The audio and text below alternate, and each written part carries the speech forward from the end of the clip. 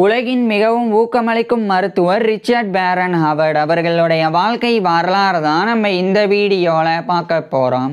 1807 October 18 அன்னைக்கு இங்கிலாந்துடைய east riding of யார்க்ஷயரில் இருக்கிற மெல்பர்னில் Charles ஹாவர்டுக்கும் மேரி பேரன் ஹாவர்டுக்கும் மகனாக பிறக்கிறார் ரிச்சர்ட் பேரன் ஹாவர்ட். இவருடைய குடும்பம் நல்ல நிலையில் வாழ்ந்து வந்திருக்கிறாங்க. ரிச்சர்ட் பேரன் ஹாவர்ட் குழந்தை பருவத்திலிருந்தே ஒரு ஒழுக்கமுள்ள குழந்தையாகவும் சுறுசுறுப்பான குழந்தையாகவும் வளர ஆரம்பிச்சிருந்தாங்க. இந்த நிலையில் கரெக்டாக 1811ஆம் ஆண்டுடைய ஆரம்ப காலகட்டத்தில் ரிச்சர்ட் பேரன் ஹாவர்டுக்கு 3 வயது இருக்கும்போது, அதாவது ரிச்சர்ட் பேரன் ஹாவர்ட் அக்டோபரில் பிறந்திருந்தனால 1811ஆம் ஆண்டுடைய ஆரம்ப காலகட்டத்தில் ரிச்சர்ட் பேரன் ஹாவர்டுக்கு 3 வயது தான் இருந்தது. அப்போவே இவருடைய அப்பா இவரை படிக்க வைக்கிறதுக்காக அந்த மெல்பர்ன்லேயே இருக்கக்கூடிய ஒரு லோக்கல் எலிமெண்ட்ரி ஸ்கூலில் இவரை சேர்த்துடுறாங்க. அங்கு சேர்ந்து ரிச்சர்ட் பேரன் ஹாவர்ட் இவருடைய ஆரம்ப கல்வியை படிக்க ஆரம்பிச்சிருந்தாங்க. ஆரம்ப கல்வியின் போது லிட்ரேச்சர், இலக்கியம், ஹிஸ்டரி, வரலாறு, ஃபிலாசபி, தத்துவம் இது போன்ற கிளாசிக்கல் எஜுகேஷனை ரிச்சர்ட் பேரன் ஹாவர்ட் படித்து வந்தாங்க. பிறகு 1816ஆம் ஆண்டுடைய ஆரம்ப காலகட்டத்தில் இவருடைய 8 வயதில் ரிச்சர்ட் பேரன் ஹாவர்ட் இவருடைய ஆரம்ப கல்வியை முடிச்சிடுறாங்க. இதுக்கப்புறமா இவருடைய அப்பா இவரை மேற்கொண்டு படிக்க வைக்கிறதுக்காக இந்த இங்கிலாந்துடைய ஈஸ்ட் ரைடிங் ஆஃப் யார்க்ஷயரில் இருக்கிற மெல்பர்னில் இருந்து அதே இங்கிலாந்துடைய நார்த் யார்க்ஷயரில் இருக்கிற நார்த் ஆலர்டனுக்கு இவரை அனுப்பிடுறாங்க. குறிப்பாக அந்த நார்த் ஆலர்டனில் இருக்கக்கூடிய ஒரு லோக்கல் கிராமர் ஸ்கூலில் இவரை சேர்த்துடுறாங்க. அது ஒரு ஹை ஸ்கூலாக இருந்தது. அங்கு சேர்ந்து ரிச்சர்ட் பேரன் ஹாவர்ட் இவருடைய ஹையர் எஜுகேஷன் உயர்கல்வியை படிக்க ஆரம்பிச்சிருந்தாங்க. உயர்கல்வியின் போது லட்டின், கிரீக் போன்ற கிளாசிக்கல் லாங்குவேஜஸை ரிச்சர்ட் பேரன் ஹாவர்ட் கற்றுக்கிட்டு வந்தாங்க. இதுக்கப்புறமா நேச்சுரல் ஹிஸ்ட்ரி, இயற்கை வரலாறு, நேச்சுரல் சயின்சஸ், இயற்கை அறிவியல் இது போன்ற பாடங்களையும் ரிச்சர்ட் பேரன் ஹாவர்ட் படித்து வந்தாங்க. இந்த நிலையில தான் ரிச்சர்ட் பேரன் ஹாவர்டுக்கு மருத்துவம் படித்து மருத்துவர் ஆகணும் அப்படின்ற எண்ணம் ஏற்படுது. இதன் காரணமாக இவருடைய உயர்கல்வியின் போதே ரிச்சர்ட் பேரன் ஹாவர்ட் மருத்துவம் படித்து மருத்துவர் ஆகணும் அப்படின்னு டிசைட் பண்ணிடுறாங்க. பிறகு கரெக்டாக 1823ஆம் ஆண்டுடைய ஆரம்ப காலகட்டத்தில் இவருடைய 15 வயதில் ரிச்சர்ட் பேரன் ஹாவர்ட் இவருடைய ஹையர் எஜுகேஷனை அந்த நார்த் ஆலர்டன் ஹை ஸ்கூல்ல இருந்து முடிச்சிடுறாங்க. முடிச்சதுக்கு அப்புறமா ரிச்சர்ட் பேரன் ஹாவர்ட் மருத்துவம் படிக்கணும்னு விரும்பினால இவருடைய அப்பா இவரை மருத்துவம் படிக்க வைக்கிறதுக்காக இந்த இங்கிலாந்துடைய நார்த் யார்க்ஷயர்ல இருக்கிற நார்த் ஆலர்டன்ல இருந்து ஸ்காட்லாண்டில் இருக்கிற எடன்பராக்கு இவரை அனுப்பிடுறாங்க. குறிப்பாக அங்கே இருக்கக்கூடிய யூனிவர்சிட்டி ஆஃப் எடன்பரா மெடிக்கல் ஸ்கூலில் இவரை சேர்த்துடுறாங்க. இது எடன்பரா மெடிக்கல் ஸ்கூல் அப்படின்னு அழைக்கப்படும். ஏன் இங்கே சேர்க்குறாங்கன்னா, இதுதான் அந்த காலகட்டத்தில் யுனைடெட் கிங்டம்லேயே ஒரு ப்ராமினென்ட்டான மெடிக்கல் ஸ்கூலாக இருந்தது. ஸோ அந்த யூனிவர்சிட்டி ஆஃப் எடன்பரா மெடிக்கல் ஸ்கூலில் ஜாயின் பண்ணி ரிச்சர்ட் பேரன் ஹாவர்ட் இவருடைய மருத்துவ கல்வியை படிக்க ஆரம்பிச்சிருந்தாங்க. மருத்துவ கல்வியின் போது ரிச்சர்ட் பேரன் ஹாவர்ட் மருத்துவ பாடத்திட்டங்கள், அதாவது மெடிக்கல் கரிக்குலமாக இவர் அனாட்டமி உடற்கூறியல், ஃபிசியாலஜி உடலியல், பெத்தாலஜி நோயியல், மெட்டீரியா மெடிக்கா மருந்துகளினுடைய பண்புகள் குறித்து படிக்கிறது, சர்ஜரி அறுவை சிகிச்சை, ஃபார்மகாலஜி மருந்தியல், கிளினிக்கல் மெடிசன் மருத்துவம், அதுக்கப்புறமா கெமிஸ்ட்ரி, வேதியியல், பயாலஜி உயிரியல் அப்படின்னு இது போன்ற எல்லா பாடங்களையும் ரிச்சர்ட் பேரன் ஹாவர்ட் ரொம்ப சிறப்பாக படித்து வந்தாங்க. மேலும் இவர் சர்ஜரியில் மட்டும் டிப்ளமோ பண்ணி இவருடைய டிப்ளமோ இவர் முடித்தாங்க. அது மட்டும் இல்லாமல் டாக்டர் ஆஃப் மெடிசன் அப்படின்ற MD டிகிரியை ரிச்சர்ட் பேரன் ஹாவர்ட் தொடர்ந்து படித்து வந்தாங்க. பிறகு 1829ஆம் ஆண்டு ரிச்சர்ட் பேரன் ஹாவர்ட் த ஹைட்ரோசெஃபலோ அக்யூட்டோ அப்படின்னு சொல்லி லட்டின் லாங்குவேஜில் இவருடைய MD டாக்டர் ஆஃப் மெடிசன் அப்படின்ற MD டிகிரிக்கு தீசஸ் ஆய்வு கட்டுரையை இவர் யூனிவர்சிட்டி ஆஃப் எடன்பரா மெடிக்கல் ஸ்கூல்ல சப்மிட் பண்றாங்க. இவர் சமர்ப்பிச்ச பிறகு இவருக்கு டாக்டர் ஆஃப் மெடிசன் அப்படின்ற MD டிகிரியானது ரிச்சர்ட் பேரன் ஹாவர்டுக்கு வழங்கப்படுது. மேலும் இதே 1829ஆம் ஆண்டு ரிச்சர்ட் பேரன் ஹாவர்ட் அந்த இந்த 1829ஆம் ஆண்டு அந்த எடன்பரால இருந்து இவர் வெளியேறாங்க. குறிப்பாக அந்த ஸ்காட்லாண்டில் இருக்கிற எடன்பரால இருந்து நேராக இவர் இங்கிலாந்துடைய கிரேட்டர் மான்செஸ்டரில் இருக்கிற மான்செஸ்டருக்கு இவர் போயிடுறாங்க. அங்கே போய் மான்செஸ்டரில் இருக்கிற மான்செஸ்டர் ராயல் இன்ஃபர்மரி, இது ஒரு மருத்துவமனை, இது MRI அப்படின்னு அழைக்கப்படும். ஸோ அந்த மான்செஸ்டர் ராயல் இன்ஃபர்மரி அப்படின்றது ஒரு டீச்சிங் ஹாஸ்பிட்டலும் கூட. அதாவது அந்த மான்செஸ்டர் ராயல் இன்ஃபர்மரி அப்படின்ற மருத்துவமனையில் நோயாளிகளுக்கு சிகிச்சை மட்டும் வழங்கப்படாது, அங்கே மருத்துவ மாணவர்களுக்கு மருத்துவ கல்வியும் மருத்துவ பயிற்சியும் கூட வழங்கப்படும். ஸோ அந்த மான்செஸ்டர் ராயல் இன்ஃபர்மரிக்கு தான் இவர் இந்த 1829ஆம் ஆண்டு நேராக போயிடுறாங்க. போனதுக்கு அப்புறமா அதே இங்கிலாந்துடைய லண்டனில் இருக்கிற ஒர்சிஃபுல் சொசைட்டி ஆஃப் அபாத்தகரிஸ் அதனுடைய லைசன்ஸை பெறணும் அப்படின்னு அதுக்குண்டான அதுக்கான எக்ஸாமினேஷனை ரிச்சர்ட் பேரன் ஹாவர்ட் வந்து அட்டன் பண்ணுறாங்க. பின்னர் அதே 1829ஆம் ஆண்டு அந்த இங்கிலாந்துடைய லண்டனில் இருக்கிற ஒர்சிஃபில் சொசைட்டி ஆஃப் அபாத்தகேரிஸ் அதனுடைய லைசன்ஸை இவர் வந்து பெற்றுறாங்க. அபாத்தகேரிஸ் அப்படின்னா மருந்து தயாரிப்பாளர்கள் அப்படின்னு அர்த்தம். ஸோ மருந்து தயாரிப்பாளர்களுக்கு உண்டான ஒரு சொசைட்டி வந்து ஒரு ஒர்சிஃபில் சொசைட்டியானது அந்த லண்டனில் வந்து இருந்து வருது. ஸோ அதனுடைய லைசன்ஸ் பெற்றா ஒரு பெரிய ஒரு விஷயம் மாதிரி அந்த லைசன்ஸை பயன்படுத்தி இவரே மருந்துகள் கூட தயாரிக்க முடியும், அதை வந்து சரியாக வந்து பெர்ஸ்கிரைபும் பண்ண முடியும். ஸோ அந்த ஒரு லைசன்ஸை தான் இவர் வந்து 1829ஆம் ஆண்டு பெறாங்க. இதுக்கப்புறமா அந்த மான்செஸ்டர் ராயல் இன்ஃபர்மரியில் ஒரு பிசிசியன்ஸ் கிளர்க்கா, அதாவது ஒரு மருத்துவருக்கு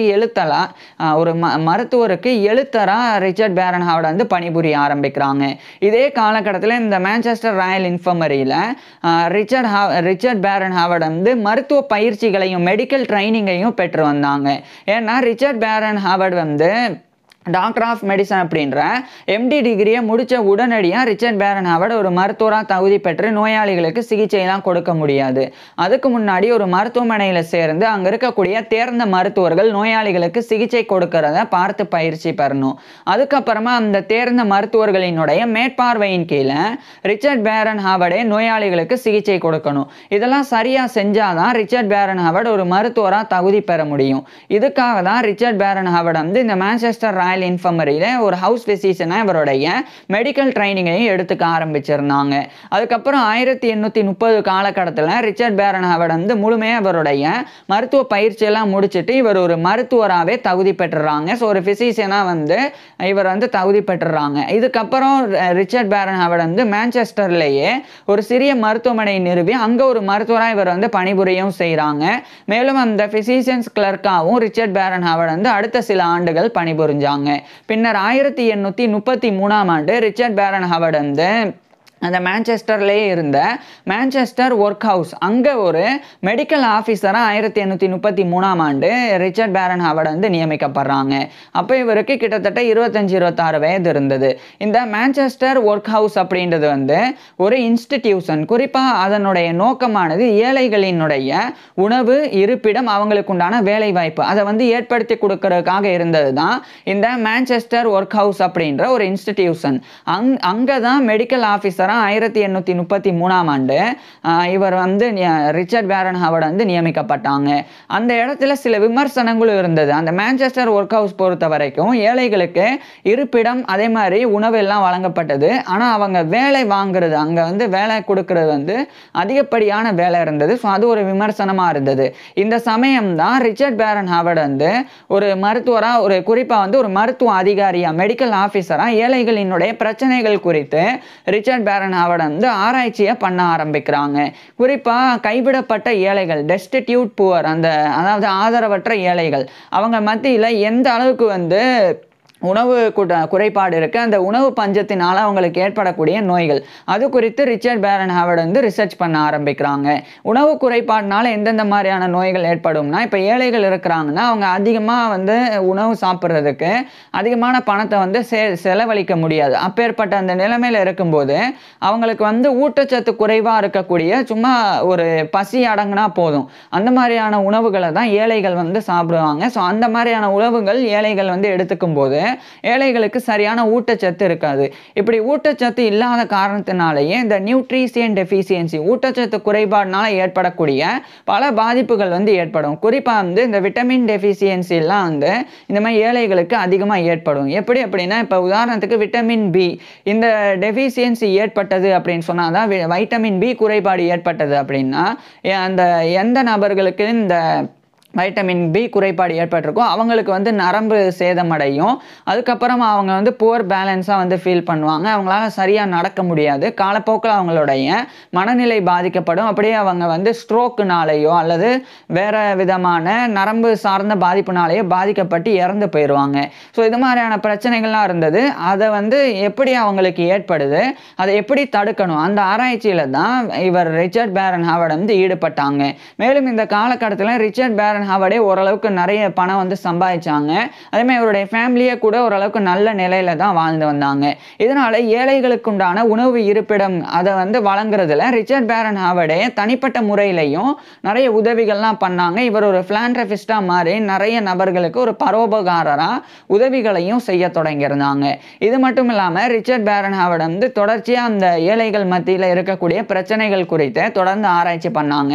அதே மாதிரி அந்த உணவு குறைபாடு மட்டும் இல்லாமல் மற்ற காரணங்கள்னால இந்த ஏழைகளுக்கு ஏற்படக்கூடிய பாதிப்புகள் அது குறித்தும் ரிச்சர்ட் பேரன் ஹாவர்ட் வந்து ஒர்க் பண்ணாங்க. குறிப்பாக வந்து ஏழைகள் வந்து அதிகமாக ஒரே இடத்துல வசிக்கும் போது அங்கே வந்து தூய்மை இல்லாமல் போகிறது, அதாவது ஒரே இடத்துல அதிகமான நபர்கள் வசிக்கும் போது அந்த இடம் வந்து அந்தளவுக்கு வந்து சுகாதாரம் மிக்கதாகவும் சுத்தமானதாகவும் இருக்காது.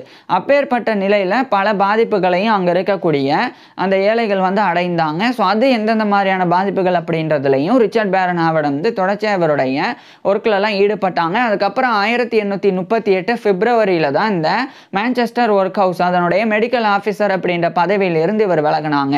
ஆனால் இந்த காலகட்டத்தில் தொடர்ந்து மான்செஸ்டர் ராயல் இன்ஃபர்மரி அங்கே இவர் ஒரு அசிஸ்டன்ட் பிசிஷியன் உதவி மருத்துவராக பணிபுரிஞ்சு வந்தாங்க. அதே மாதிரி அந்த 1838 ஆண்டு தான் மான்செஸ்டர்லேயே இருக்கக்கூடிய ஒரு ஆட்விக் அண்ட் கோட்ஸ் டிஸ்பென்சரி அப்படின்னு சொல்லி ஒரு மருந்தகம், அங்கே இவர் ஒரு பிசிஷியன் ஆஃபீஸ் ஆஃப் பிசிஷியனாக அங்கே வந்து ஒரு மருத்துவராக 1838 ஆண்டு நியமிக்கப்பட்டாங்க. அதுக்கப்புறம் 1839 ஆண்டு தான் ரிச்சர்ட் பேரன் ஹாவர்ட் வந்து ஒரு முக்கியமான ஒரு ஒர்க்கை வந்து எழுதி அதை வந்து வெளியிட்டாங்க. அதான் an inquiry into the morbid effects of deficiency of food chiefly with reference to the occurrence amongst the destitute poor அப்படின்ற டைட்டிலில் 1839 ஆண்டு இந்த ஒரு ஒர்க்கை ரிச்சர்ட் பேரன் ஹாவர்ட் வந்து வெளியிட்டாங்க. இதில் இந்த ஆதரவற்ற ஏழைகளுக்கு உணவு தட்டுப்பாடுனால ஏற்படக்கூடிய பாதிப்புகள் குறித்து 1839 ஆண்டு ரிச்சர்ட் பேரன் ஹாவர்ட் வந்து இந்த ஒரு ஒர்க்கை வந்து வெளியிட்டாங்க. இதுக்கப்புறமா புவர் லா கமிஷனர்ஸ், அது புவர் லா கமிஷன் அப்படின்னு ஒன்று இருக்குது. இது வந்து ஏழைகளுக்கு அவங்களுக்குண்டான அடிப்படை வசதிகள், அவங்களுக்கு தேவைப்படக்கூடிய சட்ட வசதிகள் அதெல்லாமே வழங்குறதுக்கு இருக்கக்கூடியது புவர் லா கமிஷன் அப்படின்றது. அந்த புவர் லா கமிஷன்ல இருந்து புவர் லா கமிஷனர்ஸ் ஆணையர்கள் சில பேர் வந்து இவரை வந்து வலியுறுத்தி இந்த லேபர் கிளாஸஸ்ல இருக்கக்கூடியவங்க, அதாவது தொழிலாளர்கள் வர்க்கத்தினர், அவங்களுக்கு ஏற்படக்கூடிய பாதிப்புகள், அது குறிப்பாக வந்து பல தொற்றுகள் வந்து அந்த காலகட்டத்தில் ஏற்பட்டது, நிறைய மலேரியா மாதிரியான பிரச்சனைகள்லாம் ஏற்பட்டது. ஸோ அதுக்கு ஒரு ரிப்போர்ட் வந்து தயாரித்து கொடுக்கணும் அப்படின்னு, ஏன்னா ஒரு ரிப்போர்ட் கிடைச்சா எங்கெங்கெல்லாம் இந்த பாதிப்பு இருக்குது, எந்த அளவுக்கு அங்கே பாதிப்பு இருக்குது, எப்படி அந்த பாதிப்பு ஏற்படுது, இதெல்லாம் தெளிவாக தெரிஞ்சாதான் அதை எப்படி தடுக்கணும், அதை எப்படி சமாளிக்கணும், ஒருவேளை அந்த நோயினால் பாதிக்கப்பட்டால் அவங்களுக்கு எப்படி சிகிச்சை கொடுக்கணும், இதெல்லாம் வந்து அதுக்கப்புறம் தான் அறிய முடியும். ஸோ அதுக்கு ஃபஸ்ட்டு ஒரு அறிக்கை தேவை, ஒரு ரிப்போர்ட் தேவை. அந்த ரிப்போர்ட் தயாரிக்கிறதுக்கு தான் இவர் வந்து ரிச்சர்ட் பேரன் ஹாவர்ட் வந்து நியமிக்கப்பட்டாங்க புவர் லா கமிஷனர்ஸ் மூலமாக. ஸோ அந்த ரிப்போர்ட்டை 1840 ஆண்டு, அதாவது ஓராண்டுலேயே இவர் வந்து ரிச்சர்ட் பேரன் ஹாவர்ட் வந்து தயாரிச்சிடுறாங்க. அதை தயாரித்து ரிப்போர்ட் அப்பான் தி ப்ரெவலன்ஸ்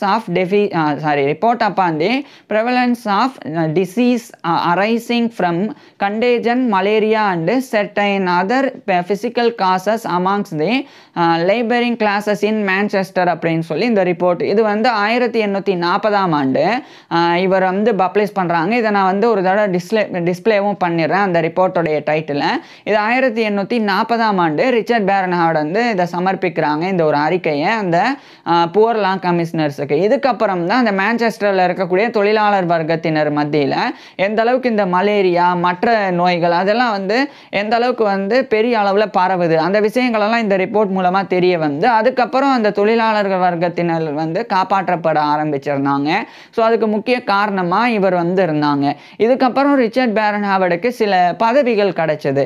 குறிப்பாக 1842 ஆண்டு மான்செஸ்டர் ராயல் இன்ஃபர்மரியோடைய ஒரு அசிஸ்டன்ட் பிசிஷியன் உதவி மருத்துவர் அந்த பதவியிலிருந்து ஒரு ஃபுல் பிசிஷியன் முழு மருத்துவராக ரிச்சர்ட் பேரன் ஹாவர்ட் வந்து நியமிக்கப்பட்டாங்க. அது அந்த 1842 ஆண்டு. அதுக்கப்புறமா அதே 1842 ஆண்டு காலகட்டத்தில் ரிச்சர்ட் பேரன் ஹாவர்ட் வந்து மான்செஸ்டர்லேயே இருக்கக்கூடிய விக்டோரியா யூனிவர்சிட்டி ஆஃப் மான்செஸ்டர் அதனுடைய மெடிக்கல் ஸ்கூல், அது வந்து university of Manchester medical school அப்படின்னும் அழைக்கப்படும், மான்செஸ்டர் காலேஜ் ஆஃப் மெடிசன் அப்படின்னும் அழைக்கப்படும். ஸோ அங்கே இவர் வந்து மெடிசனில் ஒரு லெக்சரராகவும், அதாவது மருத்துவத்தில் ஒரு விரிவுரையாளராகவும் 1842 1942 காலகட்டத்தில் ரிச்சர்ட் பேரன் ஹாவர்ட் வந்து நியமிக்கப்படுறாங்க. இதை தொடர்ந்து ரிச்சர்ட் பேரன் ஹாவர்ட் வந்து கூடுதலாக இன்னும் சில முக்கியமான பொறுப்புகளில் நியமிக்கப்பட்டாங்க. குறிப்பாக வந்து ஹேடாக் லாட்ஜ் லூனட்டிக் அசைலம் அப்படின்னு மான்செஸ்டரில் ஒரு மனநல காப்பகம் இருந்தது. இது வந்து மனநோயினால் பாதிக்கப்பட்டவங்களுக்கு உண்டான மனநல காப்பகம். ஸோ அங்கே ஒரு ஃபிசிஷியனாக மருத்துவராகவும் ரிச்சர்ட் பேரன் ஹாவர்ட் வந்து நியமிக்கப்பட்டாங்க. இந்த பொறுப்பில் ரிச்சர்ட் பேரன் ஹாவர்ட் வந்து மனிதாபிமானம் மிக்க நபராக வந்து செயல்பட்டாங்க. ஏன்னா அந்த காலகட்டத்தில் மனநோயினால் பாதிக்கப்பட்ட அந்த லூனட்டிக்ஸ் அவங்க வந்து பெரும் அளவில் வந்து நிறைய பிரச்சனைகளுக்குள்ளானாங்க. எந்த அளவுக்கு அப்படின்னா அந்த காலகட்டத்தில் எல்லாம் மருத்துவமனைகளில் சங்கிலி போட்டு கட்டி வைப்பாங்க. அதே மாதிரி ஒரு கோட் இருக்குது. அந்த கோட் வந்து மேலே போட்டாங்கன்னா அப்படியே இரும்பினால் ஆன மாதிரி இருக்கும். அதை வந்து கை அசைக்க முடியாது, கால் அசைக்க முடியாது, எங்கேயும் அசைஞ்சு போக முடியாது. ஒரு இடத்துல உட்காந்தாங்கன்னா அந்த கோட்டு போட்டால் அப்படியே அதே இடத்துல தான் இருக்க முடியும். அது வந்து ஒரு மனிதாபிமானமற்ற செயல். ஆனால் அது அந்த காலகட்டத்தில் இருந்தது. அதே மாதிரி ஒரு மனநலம் பாதிக்கப்பட்டவங்க பேச்சை கேட்க மாட்டாங்கன்னா அவங்கள வந்து அடித்து துன்புறுத்துறது, அவங்களுடைய ஆடைகளை ஆண் பெண் அப்படின்ற பாகுபாடு இல்லாமல் அவங்களுடைய ஆடைகளை வந்து கலட்டி அவங்கள நிர்வாணமாக வந்து கட்டி வைக்கிறது, இது மாதிரி எல்லாம் பல கொடுமைகள் வந்து அந்த காலகட்டத்தில் மனநோயாளிகளுக்கு இருந்தது.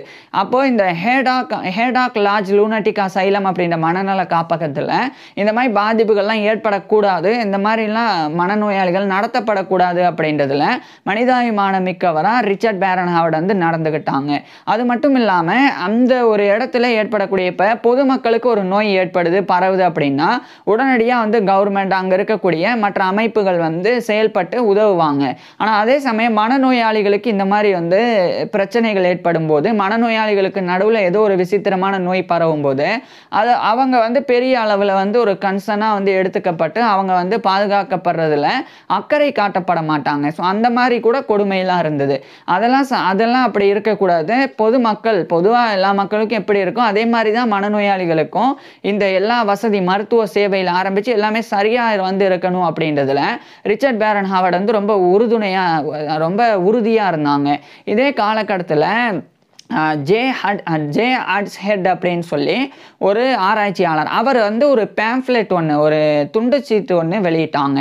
அதில் வந்து on the state of the working class in Manchester அப்படின்னு சொல்லி, அதாவது உழைக்கும் வர்க்கம், ஏற்கனவே தொழிலாளர் வர்க்கம், இது மாதிரி இது வந்து உழைக்கும் வர்க்கம், மான்செஸ்டரில் இருக்கக்கூடிய உழைக்கும் வர்க்கத்தினர் அவங்களுடைய நிலை எந்த அளவுக்கு இருக்குது அதை வந்து அவர் வெளியிட்டாங்க. அதில் இந்த லேபரிங் கிளாஸ் இன் மான்செஸ்டர் அந்த இவர் ஏற்கனவே எழுதி வெளியிட்ட அந்த report upon the prevalence of disease arising from அப்படின்னு இவர் எழுதியிருந்த, அதாவது ரிச்சர்ட் பேரன் ஹாவர்ட் எழுதியிருந்த அந்த ஒர்க், அந்த contagion malaria and certain other physical causes, இது குறித்தெல்லாம் மறுபடியும் இவர் வந்து அந்த பேம்ஃப்லெட்லையும், அதாவது ஜே ஹட்ஸ்ஹெட் அவருடைய அந்த பேம்ஃப்லெட்லையும் அந்த state of the working class in Manchester அதுலையும் இவர் வந்து ரிச்சர்ட் பேரன் ஹாவர்ட் வந்து வெளியிட்டாங்க. இதுக்கப்புறமா ரிச்சர்ட் பேரன் ஹாவர்ட் வந்து மான்செஸ்டர்லேயே இருக்கக்கூடிய நிறைய சயின்டிஃபிக் சொசைட்டிஸில் ஒரு அங்கத்தினராக ஒரு மெம்பராக வந்து இருந்து அந்த ஒரு சயின்டிஃபிக் சொசைட்டிஸோடைய முன்னேற்றத்துக்கும் ரிச்சர்ட் பேரன் ஹாவர்ட் பாடுபட்டாங்க. மேலும் அங்கே இருக்கக்கூடிய ஏழைகள் மீது இவருக்கு வந்து தனிப்பட்ட அன்பு இருந்தது. இதனால் மான்செஸ்டரில் இருக்கக்கூடிய பொதுமக்கள், குறிப்பாக வந்து ஏழைகள், அவங்க மத்தியில் ரிச்சர்ட் பேரன் ஹாவர்ட் வந்து ஒரு அன்புள்ள விரிவுரையாளர், மருத்துவர், ஒரு பரோபகாரர் அப்படின்னு மிக பெரும் அளவில் அழைக்கப்பட்டு மிகப்பெரிய அன்பை வந்து ரிச்சர்ட் பேரன் ஹாவர்ட் பெற்றிருந்தாங்க. இப்பேற்பட்ட நபர் வந்து இங்கிலாந்தில் வாழ்ந்து வரும்போது, இவர் மான்செஸ்டரில் வாழ்ந்து வரும்போது ஒரு கடுமையான வலி மிகுந்த நோயினால் பாதிக்கப்படுறாங்க. அந்த வலி எதனால் ஏற்படுது, அந்த நோய்க்குண்டான காரணம் என்ன, அது எந்த நோய் அப்படின்னு சொல்லி அந்த காலகட்டத்தில் அறியப்படலை. ஸோ அதுக்குண்டான சிகிச்சைக்கு அப்புறம் இவர் வந்து ஓய்வில் இருக்கணும் அப்படின்னு இது இங்கிலாந்துடைய கிரேட்டர் மான்செஸ்டரில் இருக்கிற மான்செஸ்டரில் இருந்து அதே இங்கிலாந்துடைய நார்த் யார்க்ஷயரில் இருக்கிற யார்க்குக்கு இவர் வந்து போகிறாங்க. அங்கே தான் இவருடைய ரிச்சர்ட் பேரன் ஹாவர்டோடைய ஃபேமிலி வந்து வாழ்ந்து வந்தாங்க. இவருடைய ஃபாதருடைய ஹவுஸ் வந்து அங்கே தான் இருந்தது. ஸோ அங்கே ரிச்சர்ட் பேரன் ஹாவர்ட் வந்து ஓய்வில் இருந்தாங்க. ஆனால் அந்த வலி மிகுந்த நோயிலிருந்து இவரால் வந்து மீண்டு வர முடியல. இறுதியாக துரதிர்ஷ்டவசமாக 1848ஆம் ஆண்டு ஏப்ரல் 9 அன்னைக்கு இவருடைய 40 வயதிலேயே ரிச்சர்ட் பேரன் ஹாவர்ட் வந்து இறந்து போயிடுறாங்க அந்த பெயின்ஃபுல் இல்னஸ்னால. ஸோ 1848 ஏப்ரல் 9 அன்னைக்கு இவருடைய 40 வயதில் ரிச்சர்ட் பேரன் ஹாவர்ட் வந்து இறந்து போயிடுறாங்க. வெறும் 40 ஆண்டுகள் வாழ்ந்த வாழ்ந்திருந்தாலும் பயனுள்ள வாழ்க்கையை ரிச்சர்ட் பேரன் ஹாவர்ட் வந்து வாழ்ந்திருந்தாங்க. குறிப்பாக ஏழைகளுக்காக, மனநோயாளிகளுக்காக, அதுக்கப்புறம் மருத்துவ மாணவர்களுக்கு மருத்துவத்தை கற்பிக்கிறதுல அப்படின்னு எல்லாத்துலேயுமே ரிச்சர்ட் பேரன் ஹாவர்ட் வந்து சிறந்து விளங்கினாங்க. இதனாலேயே இறந்து கிட்டத்தட்ட வந்து 150 ஆண்டுகள் கடந்த பிறகும் கூட இன்னைக்கு வரைக்கும் இங்கிலாந்தில் நினைவில் கொள்ளக்கூடிய ஒரு போற்றப்படக்கூடிய மருத்துவர்கள் பட்டியலில் ஒருத்தராக ரிச்சர்ட் பேரன் ஹாவர்டுடைய பேர் வந்து இடம்பெற்று இவர் வந்து இருந்து வராங்க. ஸோ இப்பேற்பட்ட ரிச்சர்ட் பேரன் ஹாவர்ட் பற்றி நீங்கள் என்ன நினைக்கிறீங்க அப்படின்றத கீழே கமெண்ட்ஸில் சொல்லுங்கள். உங்களுக்கு எந்த மாதிரியான டாபிக்ஸில் எந்த மாதிரியான வீடியோஸ் வேணும் அப்படின்றதையும் கீழே கமெண்ட்ஸில் சொல்லுங்கள். தேங்க்யூ.